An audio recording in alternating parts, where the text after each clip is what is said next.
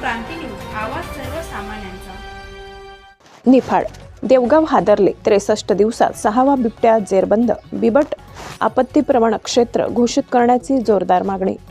निफाड तालुक्याच्या पूर्व भागातील देवगाव परिसरात बिबट्यांच्या वाढत्या हल्ल्यांमुळे नागरिकांमध्ये भीतीचे वातावरण पसरले आहे। आतापर्यंत बिबट्यांच्या हल्ल्यात 9 नागरिक जखमी झाले असून अवघ्या 63 दिवसात 6वा बिबट्या जेरबंद झाल्याने ग्रामस्थांचा संताप उफाळून आलाय।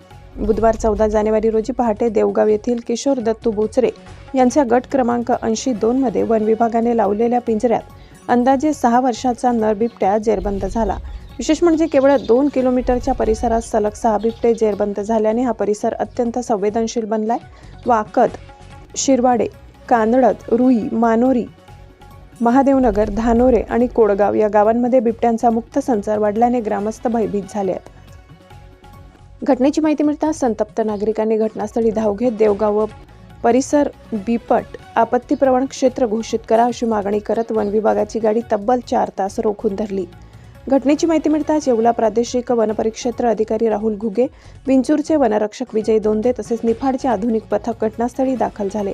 ग्रामस्थांच्या मागणीची दखल घेत वनपरिक्षेत्र अधिकारी राहुल घुगे यांनी जिल्हा आपत्ती व्यवस्थापन प्राधिकरणाकडे तात्काळ प्रस्ताव पाठवण्याचे आश्वासन दिले।